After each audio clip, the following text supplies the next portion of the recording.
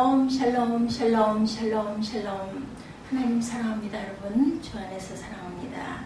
오늘 느헤미야 2장 말씀 1절에서 20절까지 하나님의 내 마음을 감찰하십니다. 왕의 허락을 받아내는 그런 느헤미야의 이야기. 1절에 보니까 아닥사스다 왕 제20년 니산월에 왕 앞에 포도주가 있기로 내가 포도주를 왕에게 드렸는데 이전에는 내가 왕 앞에서 수심이 없었더니 왕이 내게 이르시되 내가 병이 없거늘 어찌하여 얼굴에 수심이 있느냐 이는 필연 내 마음에 근심이 있으리로다 하더라. 그때 내가 크게 두려워하였다. 왕께 대답하되 왕은 만세수를 하옵소서. 내 조상들의 묘실이 있는 성읍이 이제까지 황폐하고 성문이 불탔사오니 내가 어찌 얼굴에 수심이 없사오리까 하니 왕이 내게 이르시되 그러면 내가 무엇을 원하느냐 하시기로 내가 곧 하늘의 하나님께 묵도하고 잠깐 기도했다는 거죠. 왕에게 아뢰되 왕이 만일 좋게 여기시고 왕의 목전에서 은혜를 얻었사오면 나를 저다 땅 나의 조상들의 묘실이 있는 성읍에 보내어 그 성을 건축하게 하옵소서 하였는데 그때 왕후도 왕 곁에 앉아 있었더라.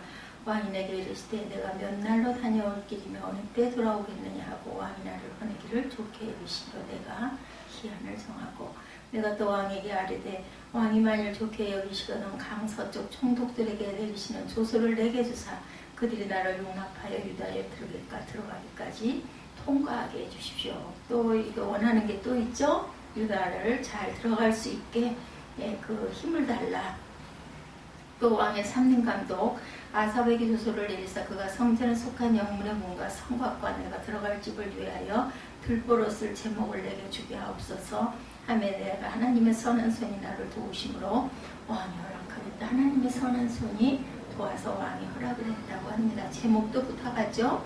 9절에는 군대 장관과 마병을 또한 보내어 나와 함께 하게 하시기로 내가 서쪽에 있는 총독들에게 이르러 왕의 조서를 또한 전합니다. 호론 사람 산발락과 종이었던 암몬 사람 도비아가 이스라엘 자손을 흥왕하게 하려는 사람이 왔다 함을 듣고 심히 두려워하더라. 이스라엘을 일으킬 사람이 왔다라는 소문을 듣고 두려워합니다. 내가 예루살렘에 이르러 머무른 지 사흘 만에 12절에 보면 내 하나님께서 예루살렘을 위해 무엇을 할 것인지 내 마음에 주신 것을 내가 아무에게도 말하지 아니하고 밤에 일어나 몇몇 사람과 함께 나아갈세 내가 탄 짐승 외에는 다른 짐승이 없더라. 그 밤에 골짜기 문으로 나가 용정으로 고문에 이르는 동안에 보니 예루살렘 성벽이 다 무너졌고 성문은 불탔더라. 앞으로 나아가 성문과 왕의 못에 이르러서는 탄 짐승이 지나갈 곳이 없는지라. 그 밤에 시내를 따라 올라가서 성벽을 살펴본 후에 돌아서 골짜기 문으로 돌아왔으나 방백들은 내가 어디 가서 무엇을 하였는지 알지 못하였고 나도 그 일을 유다 사람들에게나 제사장에게나 귀족들에게나 방백들에게나 그 외에 일하는 자들에게 알리지 않았다. 가서 다 살펴봤어요. 그리고 내가 어디 갔다 왔다는 이야기를 하지 않았다. 후에 그들에게 이르기를 우리가 당한 공경은 너희도 보고 있는 바라.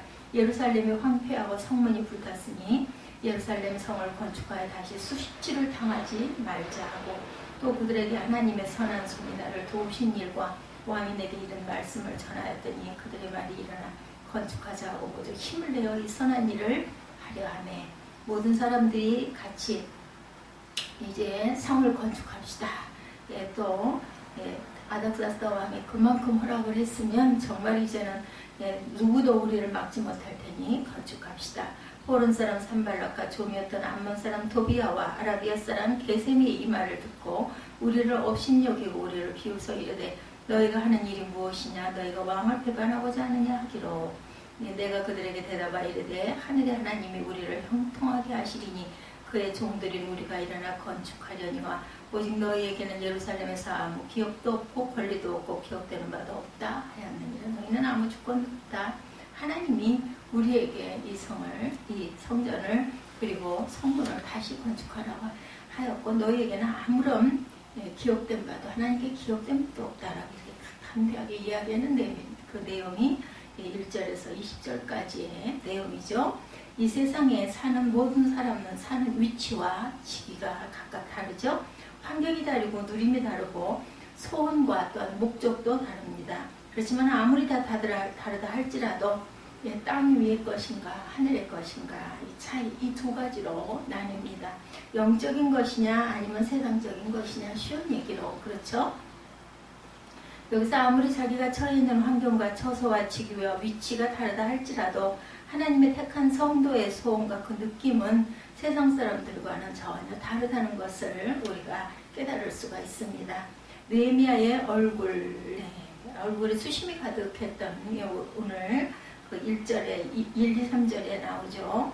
1, 2절에 보면 아닥사스다 왕 20년 이산월에 왕의 앞에 술이 있기로 내가 들어와 함께 드렸는데 이전에는 내가 얼굴에 수색이 없었는데 왕이 내게 이르시되 내가 병이 없는데 어째서 얼굴이 그렇게 안 좋으냐, 병이 있는 것처럼 근심이 있는 것처럼 그렇다면 네가 뭔가 근심이 있는 거다 얘기를 해라, 그죠?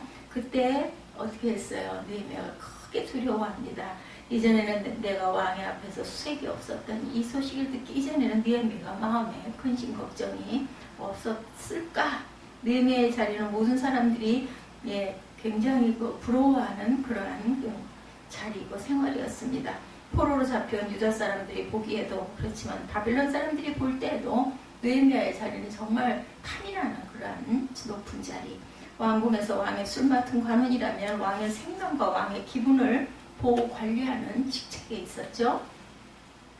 왕의 허락이 없이는 아무나 되는 직책도 아닙니다. 굉장히 높고 왕의 기분을 관리하는 까다로운 직책이기도 하고 왕의 두터운 신임을 받지 못하면 안 되는 그런 직책입니다. 이런 정도의 자리에 있다면 느헤미야가 의식주 문제는 어려움이 없었을 것이고 만약에 왕이 그의 이 의식주 문제를 어렵게 두었다면 왕은 술잔에 독약을 넣을 수도 못된 짓을 할 수도 있죠. 자기 민족을 포로로 잡아와서 가진 수치와 수모를 시키는 원수의 나라이고 어떻게 보면 원수입니다. 왕은. 그래서 우리나라를 멸망시킨. 그리고 또한 고레스 왕이 가서 예루살렘 그 성전을 다시 건축하라 하고 보냈을 때 그 이후에 아닥사스다가 그만 중단을 시킨 사건이 있었죠. 왕도 그것을 모르려었건만 포로의 한 사람을 자기 신복인 술 맡은 관원으로 등용한다는 것은 정말 보통 신임하지 않으면 될 일이 아닙니다. 왕의 총애를 받은 그를 의식주 문제가 어렵도록 당연히 가만둘 리가 없었겠죠. 구하는 곳마다 왕이 들어주는 자라고 한 것을 보니 왕 앞에 잘 보인 것만은 틀림이 없는 아주 신임을 받은 그러한 느헤미야. 그러니 그는 정말 편안한 생활을 했을 것이고 우리도 하나님 앞에 잘 보면 모든 것을 당연히 다 채워주십니다. 느헤미야가 편안한 생활을 스스로 추구한 것은 아니지만 마음에 별로 근심 걱정거리는 없었던 그러한 상황.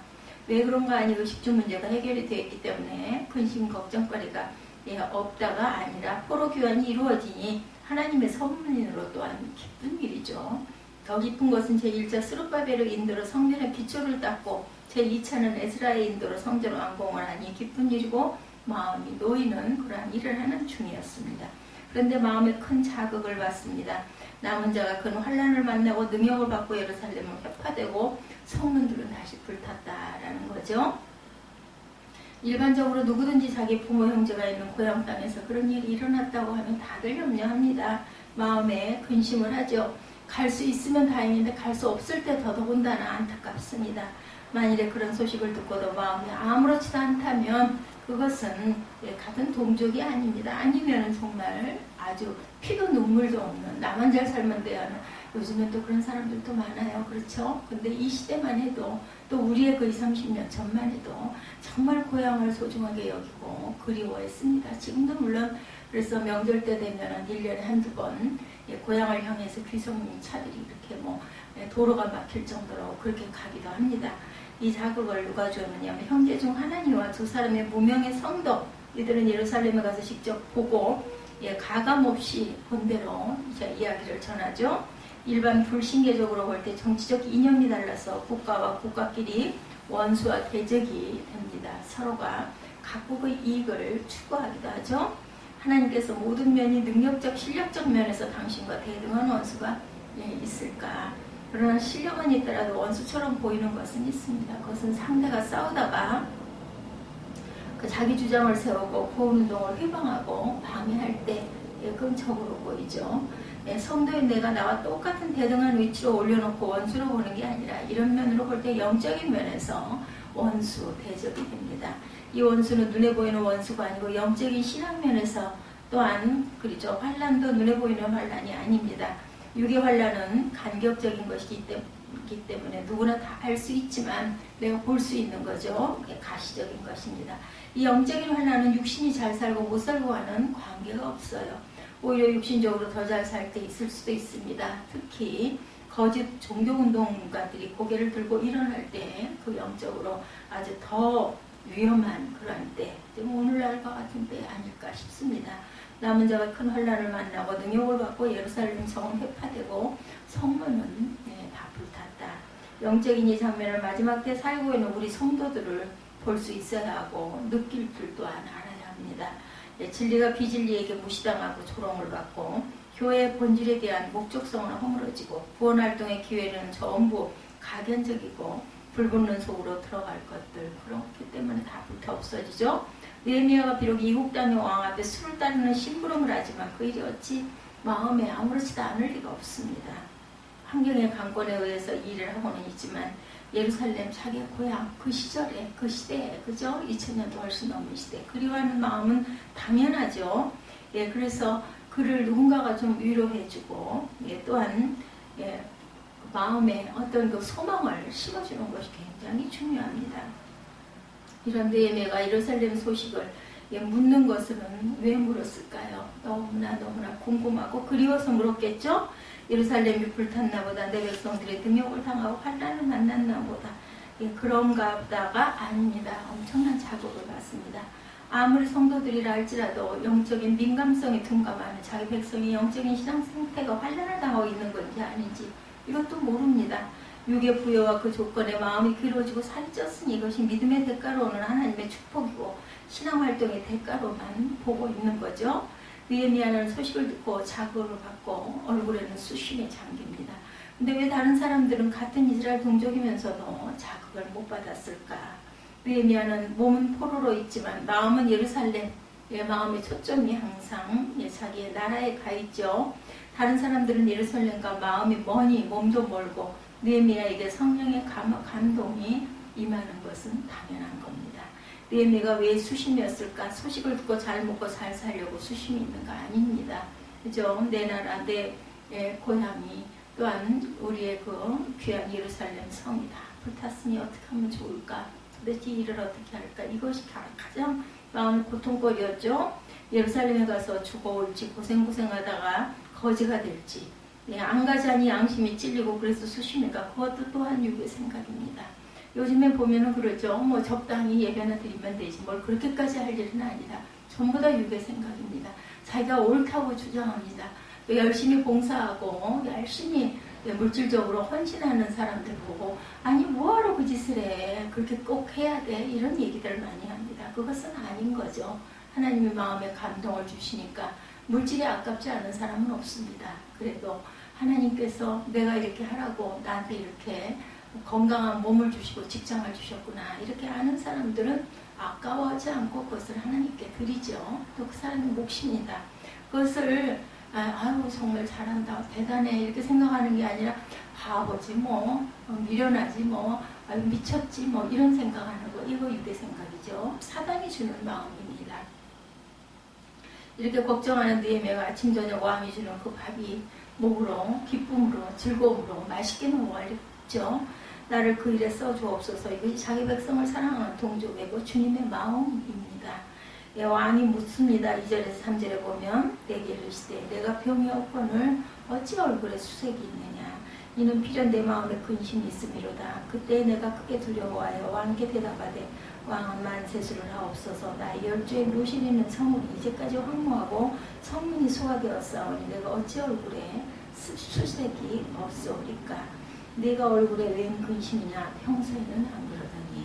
왕에게 술잔을 올리고 왕이 다 마신 후에 느헤미야의 얼굴색이 변해진 것은 이건 왕의 입장에서 생각할 때는 왕의 신변에 위험이 닥쳤다는 신호일 수도 있습니다. 남의 옆에서 본다고 해도 그렇습니다. 내 이놈 내 술잔에 독약 탔지 할 수도 있죠. 죽으면 그대로 죽은 겁니다. 별 수 없습니다. 그렇게 말할 수도 있어요. 그러나 왕이 묻는 말에 느헤미야의 대답인즉 자기 열조들의 무덤이 파헤쳐졌다. 이것은 후손들의 수치다. 열조를 욕이 되게 해놓고 제가 어떻게 마음이 편안하겠습니까? 사람의 심리가 사람 앓고 있다, 사람이 죽었다 할 때 사람들은 그 일을 먼저 쫓아가서 조문을 합니다. 이것은 일반적인 사람의 마음이지만 느헤미야가 한 말의 뜻은 열조들의 신앙 정신을 두고 한 말입니다.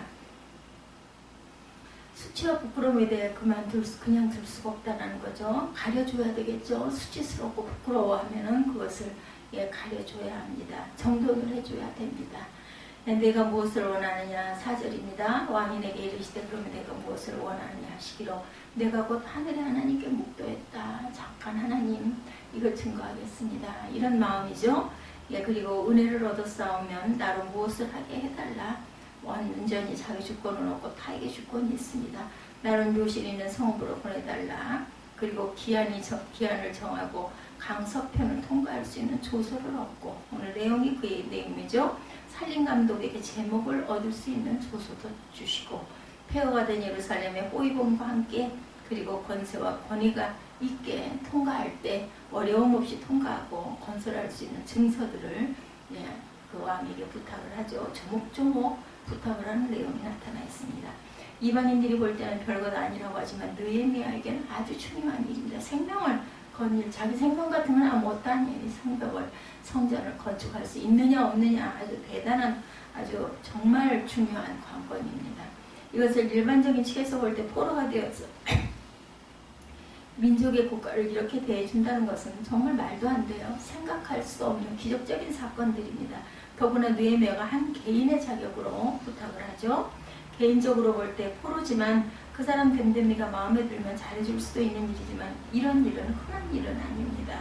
이렇게 된 것은 첫 번째 느헤미야가 왕에게 잘 보이려고 하다 보니 그 결과가 그럼 왔을까? 신뢰를 받은 건 사실입니다. 두 번째, 하나님을 믿는 백성으로 모범이 되어야 하는 거로 국가적 민족적으로 원수지만 바빌론 국가와 사회의 밑거름이 되고 원수 사랑의 실천을 하니까 느헤미야의 소리를 들어준 것일까? 1장을 보니 느헤미야는 그런 신앙인의 그런 종류의 사람은 아니었습니다. 느헤미야가 그런 신앙을 가졌다면 이질적 신앙이고 인본주의 신앙이고 사회주의적 신앙이고 타락한 신앙입니다. 순전히 하나님의 그 어떤 그 강권적인 역사고 은혜로밖에는 볼 수가 없습니다. 하나님의 구원 역사는 인간의 계획과 인간의 계산에 들지 않습니다. 구원 역사는 언제든지 신적 감화로 되는 일이죠. 하나님의 주권을 모르고 하나님에게 말한다면 언제는 바벨론을 보내서 때려 부수고 불사르고 잡아오게 하더니 이제 와서는 사람을 보내어 물자를 보내고 성을 지으라고 하니 도대체 뭘 어쩌라는 말이야 이렇게 얘기할 수도 있죠. 그 돌아가는 사건을 보니 정신없이 돌아갑니다. 이럴 때 하나님의 주권 섭리를 더욱 강하게 진하게 우리는 느낄 줄 알아야 됩니다. 그런데 보통 사건이 천천히 돌아가면 힘들지 않는 사건일 때 하나님 믿어지고 의식이 되지만 사건이 자기를 정신없이 뒤흔들어 놓으면 빨리 돌아가면 하나님을 찾기도 힘듭니다. 코앞에 떨어지는 불들 그거 끄기도 정신이 없죠. 근심하는 자들이 나타나죠. 이제 여기에 대적이 나타납니다. 어떤 좋은 일을 하려고 하면 꼭 거기에 보면 회방자가 나타나죠. 그것이 원수가 될 수도 있고 또한 내 동족이 될 수도 있습니다. 내 주변에 내 가족이 될 수도 있습니다. 우리가 사는 현실에서는 그죠? 가장 가까운 사람이 될 수도 있다. 아주 상관없는 사람들은 적이 되지 않습니다. 10절에 호론 사람 산발락과 종되었던 암몬 사람 도비아가 이스라엘 자손을 흥하게 하려는 사람이 왔다함을 듣고 심히 근심하더라. 이렇게 증거됩니다. 근심하는 자들은 무엇 때문에 근심했을까요? 이스라엘 자손을 흥하게 하는 사람이 왔다고 하니까 이스라엘이 잘되고 부흥하는 것을 싫어하는 자들 산발락과 도비아 이들은 어떤 사람들인가? 어떤 족속인가? 호론 사람 산발락은 모압 족속의 한 사람으로 사마리아에서 유력한 지도자 그리고 또한 암몬 사람 도비아는 이스라엘의 후손으로 포로되어서 갔다가 잡혀온 포로들의 가족 중에 한 사람이라고 하는데 이스라엘의 후손이라고 하는 근거가 없습니다. 알쏭달쏭 알 수가 없는 사람 성경의 지방의 이름과 출생지를 우리가 무시하면 안 됩니다. 그곳에서 배우고 물든 정신이 있기 때문에 지방색이라 그러죠. 우리나라도 그 지방색으로 나뉘어져서는 안 되겠지만 그 자라온 환경 그래서 또 거기에 특징 그런 문화가 배어 있을 수가 있겠죠. 뿐만 아니라 현재 하는 걸 보면 그 뿌리의 연속 성경에 출생제를 적어놓은 것도 그래서 어디 출생 누구다 이렇게 적어놓습니다. 누구 후대 누구다 이렇게 말하죠. 그 사상이나 정신 또한 그 인정, 그 사랑을 끊으려면 목숨을 걸고 죽을 각오를 해야 됩니다. 아브라함과 노처럼, 그죠?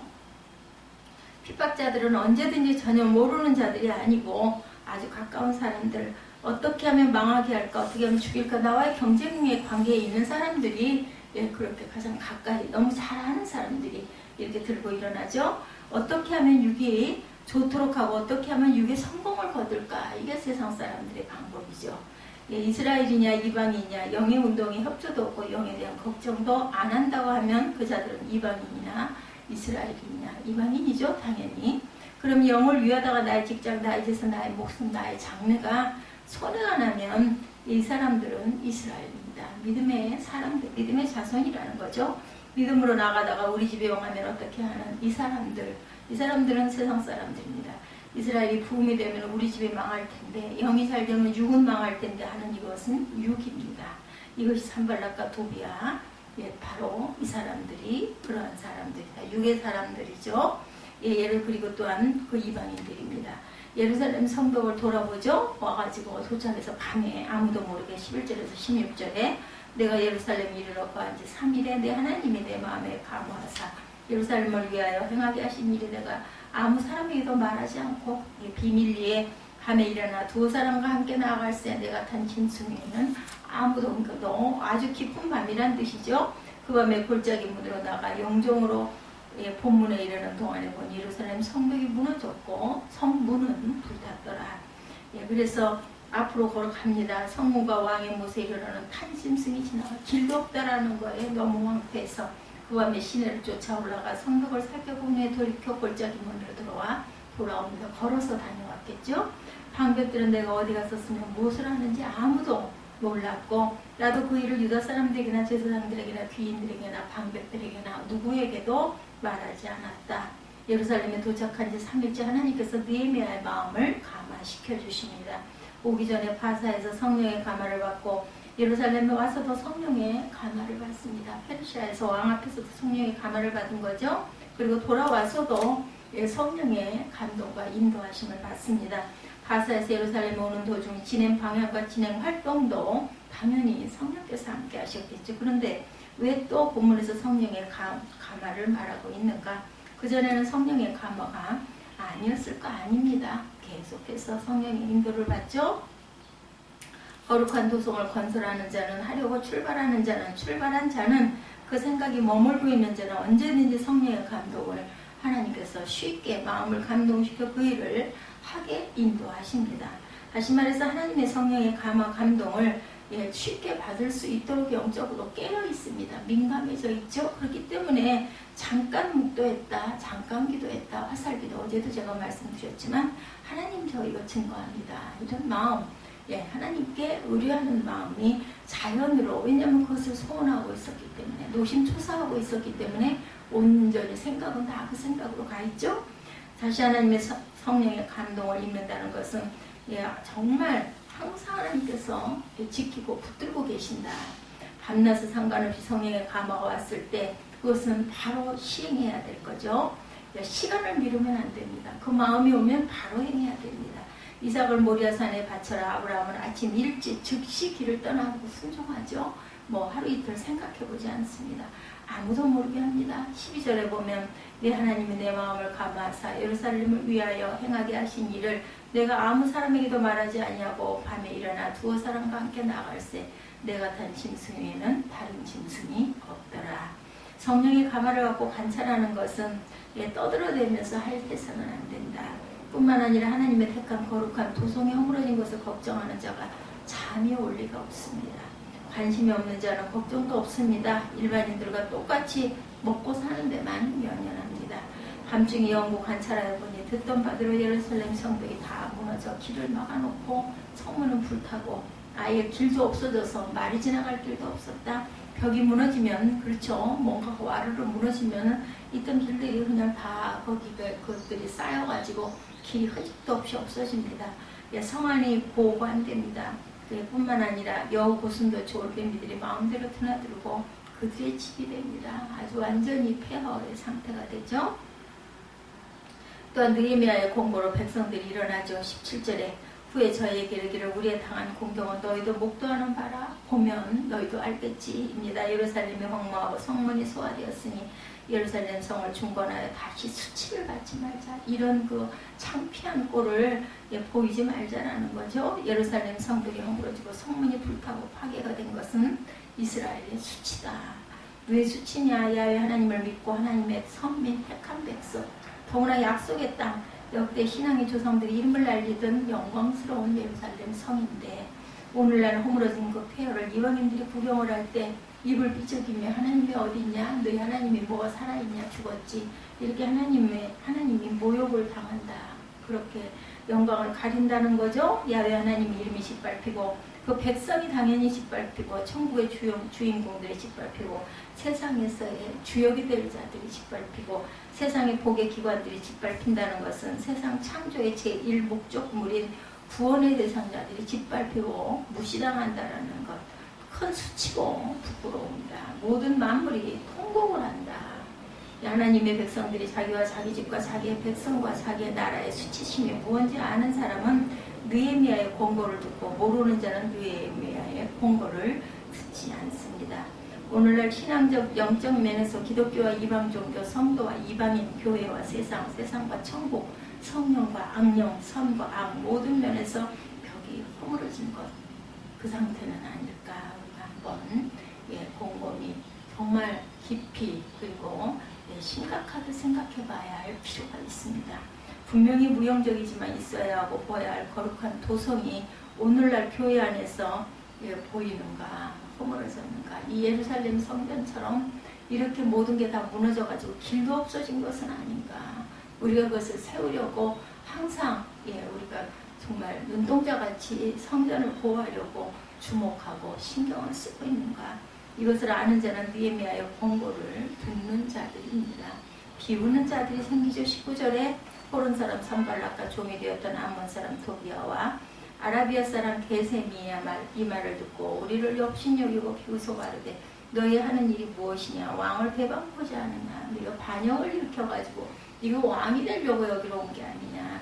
이렇게 예레미야를 몰아붙이죠. 호론 사람 산발락, 암몬 사람 토비아, 아라비아 사람 게셈, 이들은 이방인이고 종교인들로 혼합이 되어 있는 그런 사람들로, 일부는 유대인들과 바벨론의 포로로 잡혀가 종살이를 한 사람들도 있고, 그같이 예루살렘으로 포로 귀환으로 돌아오기도 했지만 종족적으로 분명치 않은 자들 모두 그런데 한 땅에 이스라엘에 살고 있는 사람들. 그렇기 때문에 이들이 유대인들의 풍습과 신앙을 모르지도 않습니다. 알고 있는 사람들입니다. 이들이 말하죠. 19절에 호른 사람 산발락과 종이 되었던 암몬 사람 토비아와 아라비아 사람 게셈이 이 말을 듣고 우리를 업신여기고 비웃어 가로되 너희 하는 일이 무엇이냐?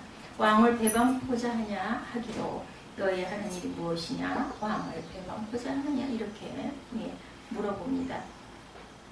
그들의 말이 그들을 증명합니다. 너희 하는 일이 무엇이냐? 거룩한 성 건설이다. 성벽 건설이다.